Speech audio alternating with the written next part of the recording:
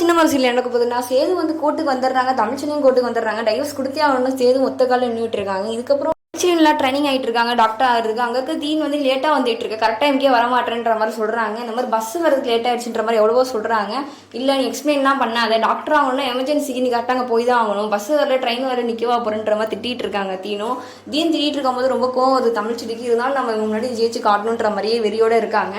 இப்போ அடுத்தடுத்து என்ன நடக்க போகுதுன்னா, எப்படி இருந்தாலும் ஒரு கோர்ட்டுக்கு வந்து போகுது. அதனால சேது வந்து யோசிச்சுட்டு இருக்காங்க என்ன முடிவு எடுக்கலாம்னா. அப்போ சேதோட சித்தியை அத்தையெல்லாம் சேர்ந்து சேது இந்த மாதிரி தமிழ்ச்செல்விக்குலாம் இருக்கக்கூடாது, அவனை ஏமாத்திட்டான்ற மாதிரி இன்னும் வெறுப்பேற்றிட்டு உட்காந்துருக்காங்க.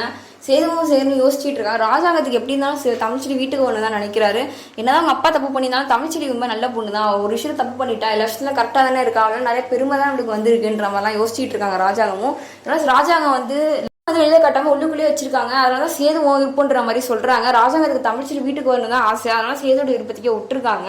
இருந்தாலும் சேது வந்து இல்லை அவன் நீ ஏமாத்திட்டா சொல்லிட்டு அவங்க அப்பாக்காக யோசிச்சுட்டு இருக்காங்க, தமிழ்ச்செல்விக்காக யோசிக்காம. என்ன பண்றாங்கன்னா சரின்னு கோர்ட்டுக்கு வந்து சேதுன்ற மாதிரி அனுப்பிச்சு விடுறாங்க. வீட்டில் இருக்கவங்க எவ்வளவோ சொல்லி பார்க்கறாங்க. முக்கியமா பாட்டி வந்து கெஞ்சிக்கிறாங்க சேதுக்கிட்ட, நீ வந்து கோவத்துலலாம் எந்த முடிவும் எடுத்துடாத, அப்புறம் லைஃபே போயிருன்ற மாதிரிலாம் சொல்றாங்க. அவன் சேது கேட்காம இல்லை எனக்கு என்ன பண்ணணும்னு தெரியும், நீங்க சொல்லணும்னு அவசியமே கிடையாதுன்னு சொல்லிட்டு சேதுவும் இப்போ அவசரமா போயிட்டு இருக்காங்க கோர்ட்டுக்கு. டைவர்ஸ் எப்படி தானே கிடைக்க போறதில்ல, 6 மாசம் தான் சொல்லுவாங்க. இருந்தாலும் ஒரு அவசரமா தான் போயிட்டு இருக்காரு.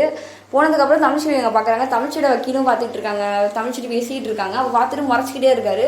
அவர் கோர்ட்டுக்கிட்டையும் வந்து அப்போ சேதுவும் தமிழ்ச்செல்வியும் உள்ளே வந்துடுறாங்க. உள்ளே வந்ததுக்கப்புறம் கோர்ட்டில் இருக்கிற ஜட்ஜு வந்து நீங்கள் என்ன உங்களுக்கு சண்டை ஓடிட்டு இருக்குன்ற மாதிரிலாம் ஃபார்ம்லாம் கேட்குற மாதிரி தான் கேட்டுட்டு இருக்காங்க. அப்படி கேட்டுட்டு இருக்கும்போது தமிழ்ச்செல்வி வந்து இல்லை எனக்கு சண்டைலாம் ஒன்றும் கிடையாது, இந்த மாதிரி தெரியாமல் நான் போய் சொல்லிட்டானே, நான் இப்போ ப்ரெக்னெண்ட்டாக தான் இருக்கேன்ற மாதிரி எல்லாம் ஒன்றுமே சொல்லிடுறாங்க. சேதுக்கு ரொம்ப கோவம் வருது. இல்லை அவள் என்ன தானே நீ ஏமாத்திட்டா, அவங்களால இருக்க முடியாது, டைவர்ஸ் கொடுத்துருங்கன்ற மாதிரி ஒத்த காலில் நிற்கிறாங்க. ஆனால் ஜட்ஜு வந்து எத்தனை காலில் நின்னாலும் உனக்கு டைவர்ஸ் தர முடியாது, 6 மாதம் நீங்கள் சேர்ந்தா வாழணுன்ற மாதிரி தீர்ப்பு கொடுத்துட்றாங்க. சேதுக்கு ரொம்ப இதாகிடுச்சு. ஆனால் முடியாதுன்ற மாதிரி சேது எவ்வளோ சண்டை போடுறாங்க. ஜட்ஜுக்கு கோவம் வந்துட்டு எப்படி நீங்கள் கூட ரூல்ஸ் மீறலாம், இதுக்கப்புறம் பண்ணீங்கன்னா அவங்க உள்ள தூக்கி தான் போட வேண்டியதாக இருக்குன்ற மாதிரி ஜட்ஜும் சொல்லிடுறாங்க. இது கேட்ட சேது ரொம்ப கோவத்தில் வந்து கத்திட்டு இருக்காங்க. எப்படி நீங்கள் அந்த மாதிரி சொல்லலான்ற மாதிரி அமைச்சரோட பையனாக இருந்துட்டு ரூல்ஸை கூட இப்போ மதிக்க மாட்டேறான் பாருங்கன்ற மாதிரி திட்டிட்டு இருக்காங்க. அங்கே இருக்கிறவங்க சரி சேதும் வேறு வழி இல்லாமல் வாங்கி முடிடுறாங்க.